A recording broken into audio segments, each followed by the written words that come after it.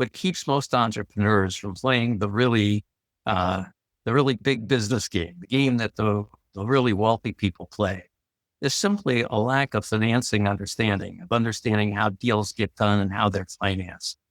And it's very common for people to think you need a lot of money in order to buy a big company. And yet it's a question of deal structure and understanding finance.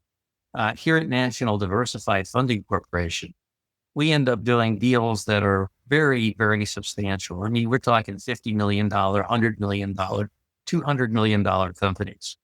And yet the actual amount of capital that we require of our own in order to produce those results are very, very low relative to the size of the company.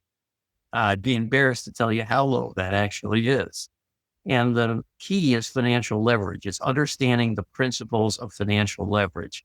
And once you understand them, the world is your oyster. It means that these deals can be yours, even though you don't have a lot of capital.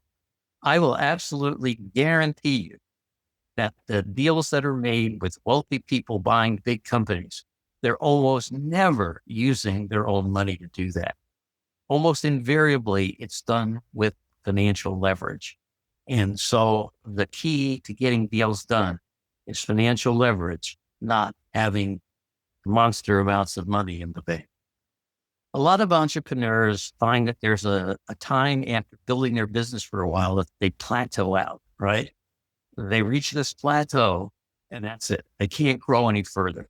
And the reason is because they don't know how to do two things. One is scale their business for growth, and the other is finance using financial leverage their growth capability. Let's take scaling first, all right? A lot of times people will start to grow a business. They have a certain skill set. They know how to do it. It's all in their head. They roll up their sleeves and they take on everything. And little by little, they replace themselves in certain capacities so that they're expanding their ability of their business to handle more and more sales. But because the act of scaling a business is not something that everyone knows real well, they reach a point where they don't know how to do that anymore. And they guard closely the decisions that they make, and they don't delegate the authority for other people to make decisions. And as a result, they become their own obstacles to growth. So that's one reason entrepreneurs don't grow a business. But the second reason is the lack of financial know-how, the lack of an ability to understand the propellant of external growth to grow your business. For example, if I'm growing my business and I don't have certain talent in my business, I got two ways I can get that talent, right? One way is I can go out and recruit it. It's expensive. I got to pay a headhunter or somebody to get me the superstar that I need to grow my business. And then I got to wait 2, 3, 4, 5 months for them to learn my business, grow into the place that I've recruited them for, understand my company well enough to excel at the things I need them for. And now they're helping me grow my business. That's one way to do it. Now I got to pay their salary and I got to pay it out of my existing income.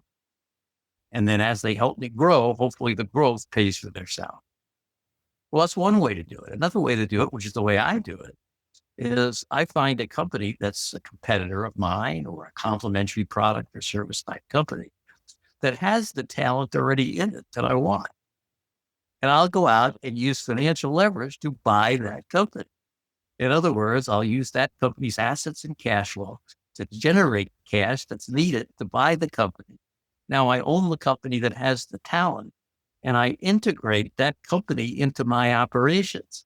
So I do the whole process, not with my money, not with the cost to my company, but I do that addition of that talent through the acquisition of another company that fully pays for itself and then leaves me with a whole new profit center added to the addition to the fact that they brought me the talent. So it's a different mindset. It's a different perspective on how you do things.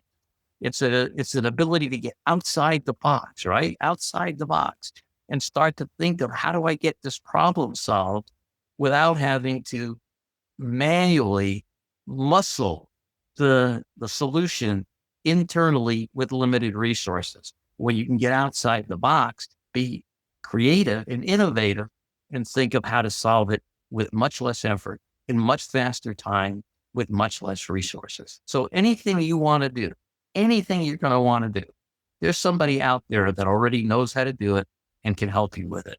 And one of the things we have done here at National Diversified Funding Corporation over the last 50 plus years is pull together all of those resources, external and internal, that it takes to take a business, identify its potential, and package it for funding. And that's where we excel in getting people the money that they need to operate and grow their company.